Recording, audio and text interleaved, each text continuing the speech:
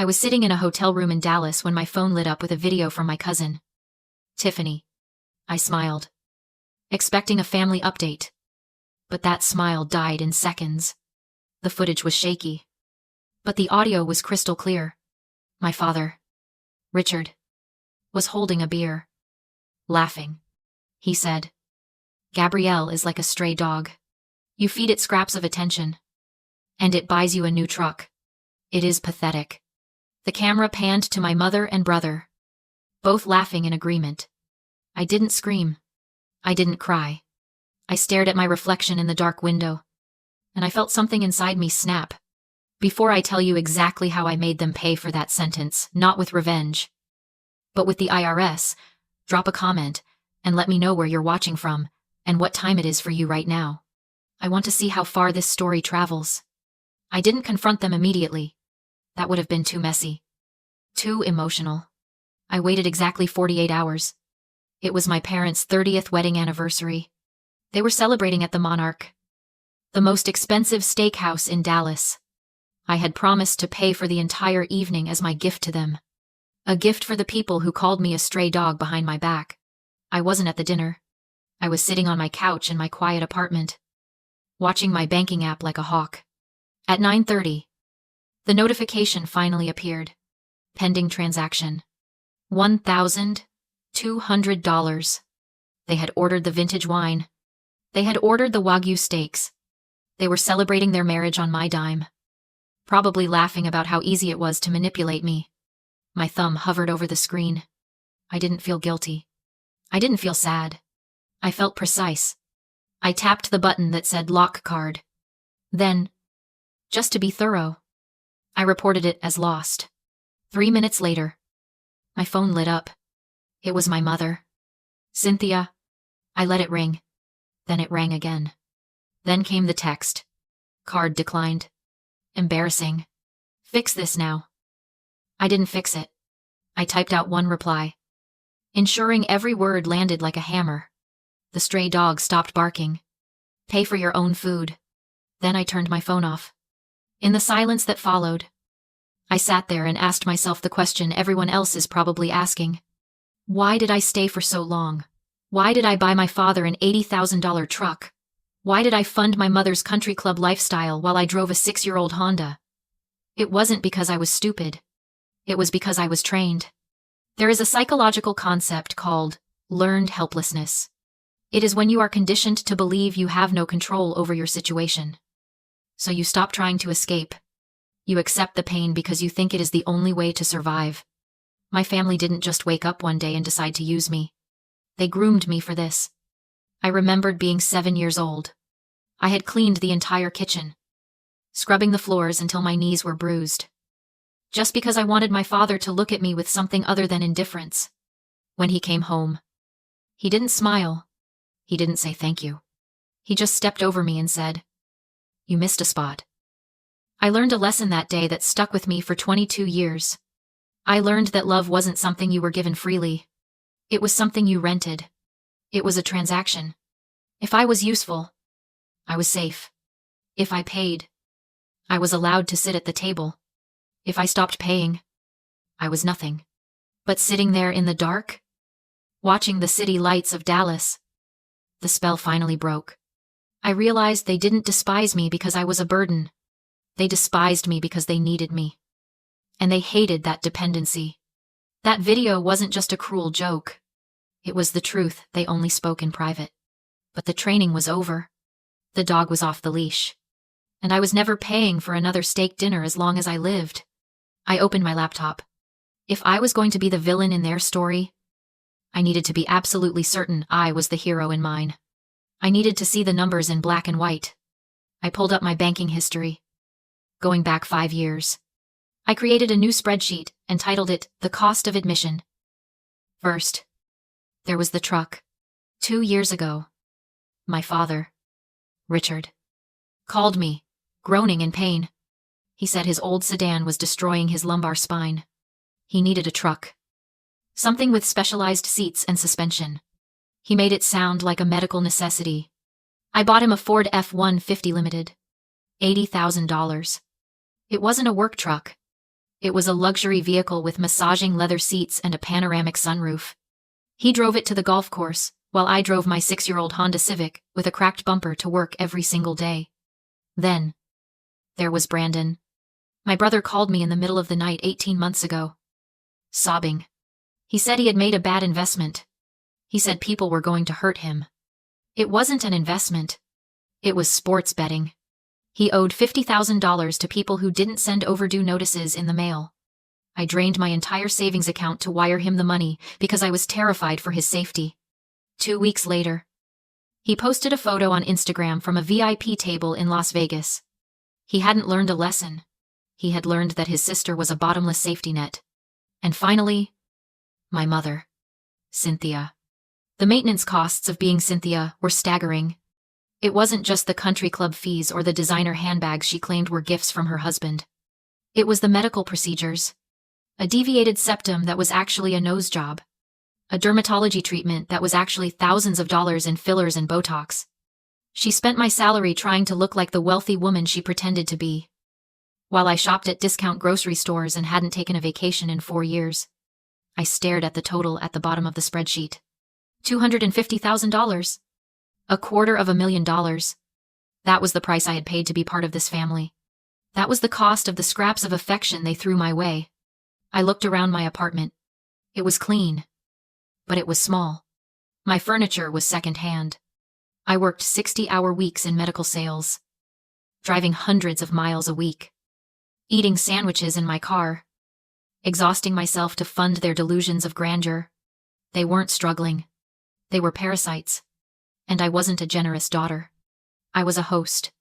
The guilt I had felt earlier, the tiny voice saying, maybe I was being too harsh, evaporated completely.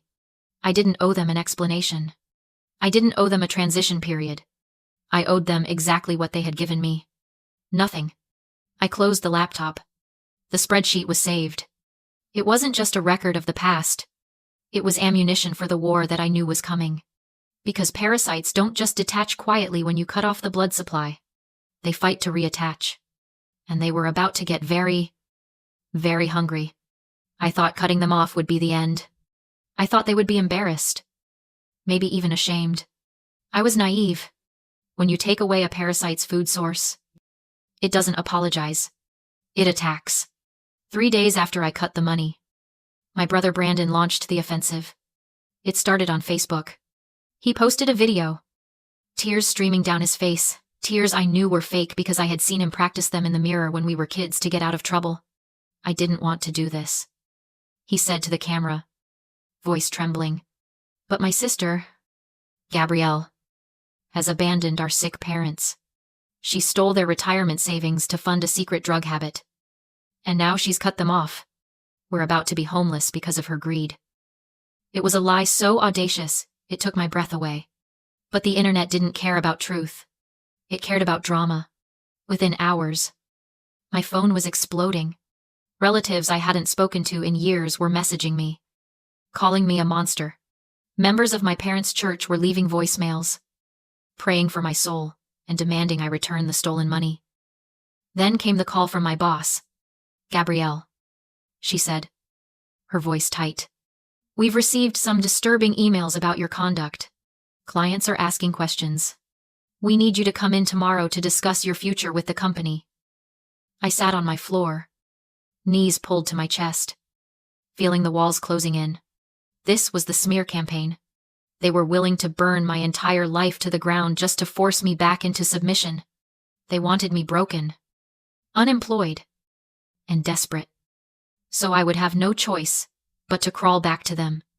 But in the midst of the panic, a strange clarity washed over me. Why were they doing this? Why go nuclear so quickly? It wasn't anger. It was terror. I realized something profound in that moment. My money wasn't just buying them things. It was buying them an identity. Without my funding. My father wasn't a successful retired businessman. He was a broke man with a truck he couldn't afford. Without my checks. My mother wasn't the queen of the country club. She was a woman drowning in debt. They weren't attacking from a position of strength. They were thrashing because their mask was slipping. They were terrified the world would see them for what they really were, hollow. Empty shells who had built an entire existence on a foundation of my labor. Their aggression was just panic in a different outfit. And panic makes people sloppy. Panic makes people make mistakes. They thought they were burying me. But really, they were just digging their own graves. I stood up and wiped my face. I wasn't going to lose my job. I wasn't going to lose my reputation. I was going to let them destroy themselves. I didn't argue with my boss. I didn't engage with the trolls on Facebook. Instead, I called a forensic accountant. His name was Peter. And he had a reputation for finding money where people swore there was none. I brought him everything, the spreadsheet, the bank statements, and years of text messages. Look at this, I said, pointing to a text from my father dated 3 years ago. Gabrielle, I need $10,000 for the roof. I promise I'll pay you back as soon as my investment matures. And another from Brandon. Sis, please, just $5,000. I swear I'll pay you back double next month. Peter scrolled through them, his expression serious. They used the phrase, pay you back, 47 times. He noted. Does that matter? I asked. They never actually paid me back. It matters a great deal, Peter said, leaning back in his chair. In the eyes of the law, and specifically, the IRS. A transfer of money, where repayment is promised, is not a gift. It is a loan. I felt a flicker of confusion. Okay. But suing them for the money is pointless. They spent it all. They're broke. We're not going to sue them, Peter said. A small, dangerous smile touching his lips. We're going to forgive them. He turned his laptop toward me and showed a document I had never seen before. IRS Form 1099-C Cancellation of Debt. Peter explained that when a lender forgives a debt over $600, the IRS treats it as taxable income. If I filed the form, canceling the $250, 000, my parents owed me, the government would consider it income they earned this year, triggering a tax bill of roughly $80, 000. Unlike loans or credit cards, IRS debt cannot be discharged in bankruptcy. It follows you indefinitely through wage garnishments, liens, and asset seizures.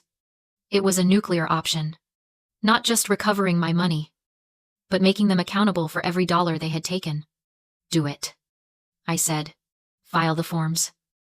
But before pulling that trigger, I had one problem to solve: my reputation. The smear campaign was still active. If I destroyed them financially, without clearing my name first, I would look vindictive. I needed proof, a confession.